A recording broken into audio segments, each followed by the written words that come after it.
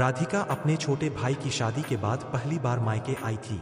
माँ की तबीयत थोड़ी खराब रहती थी, इसलिए वह चाहती थी कि कुछ दिन माँ के पास रह ले। मायके की चहल पहल, आंगन की खुशबू और माँ की गोद उसके लिए किसी जन्नत से कम नहीं थी। पर एक हल्की सी चिंता उसके मन में थी, उसकी भाभी प्रीति। शादी को मुश्किल से 6 महीने ही हुए थे और राधिका अक्सर सोचती थी कि पता नहीं भाभी उसे कैसे अपनाएंगी। घर में घुसते ही माँ ने उसे गले से लगा लिया। तभी रसोई से भाभी निकली, साफ सुथरी साड़ी, चेहरे पर हल्की मुस्कान और हाथ में चाय का प्याला। उन्होंने बिना झिझक के कहा, लो ननद जी, रास्ते की थकान मिट जाएगी। राधिका ने हल्की मुस्कान दी, पर उसके मन में अभी भी दूरी थी। दिन बीतते गए।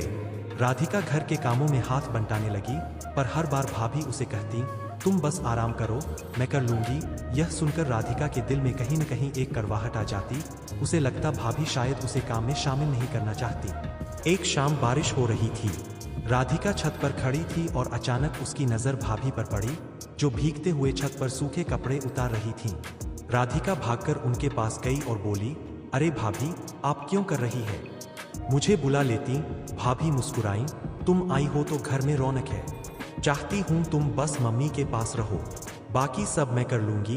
राधिका चुप रह गई। उसके मन का भ्रम धीरे धीरे टूट रहा था। अगले दिन माँ की तबीयत अचानक ज्यादा बिगड़ गई। डॉक्टर को बुलाया गया। भाभी ने रात भर माँ के सिरहाने बैठकर दवा दी, कपड़ा बदलते रहीं और उन्हें संभालती रहीं। राधिका बस आंसू बहाती रही। तभी भाभी ने उसका हाथ थामकर कहा, ननद जी, आप रोइए मत। मम्मी हमारी भी उतनी ही है जितनी आपकी।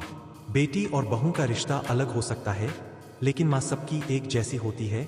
उन शब्दों ने राधिका को भीतर तक झकझोर दिया। वह समझ गई कि उसकी भाभी सिर्फ घर की बहू नहीं, उसकी सच्ची बहन भी है। कुछ ही दिनों में माँ की तबीयत संभल गई। उस रात राधिका भाभी के पास आकर बोली, भाभी, सच कहूँ तो मुझे हमेशा लगता था कि आप मुझे अपनाएंगी नहीं, पर आपने तो माँ से भी ज्यादा ममता दी है। प्रीति ने मुस्कुराते हुए कहा, ननद भाभी का रिश्ता तो भगवान ने ऐसा बनाया है कि उसमें दोस्ती और बहन दोनों की झलक हो। अगर हम एक दूसरे का सहारा बने तो घर हमेशा खुशियों से भरा रहेगा। राधिका ने भावुक होकर भाभी को गले लगा लिया। उसकी आंखों से आंसू बह रहे थे, पर अब वे आंसू दर्द के नहीं बल्कि अपनापन और खुशी के थे। कुछ दिनों बाद जब राधिका विदा होकर मायके से लौट रही थी, माँ ने कहा, बेटी, मुझे चिंता थी कि तुम और प्रीति आपस में कैसे रहोगी, पर अब लगता है मेरी दोनों बेटियां एक दूसरे का सहारा बनेंगी। राधिका ने भाभी की ओर देखा और दिल ही दिल में भगवान का शुक्र अदा किया कि उसे माँ के साथ साथ एक और बहन का प्यार मिला।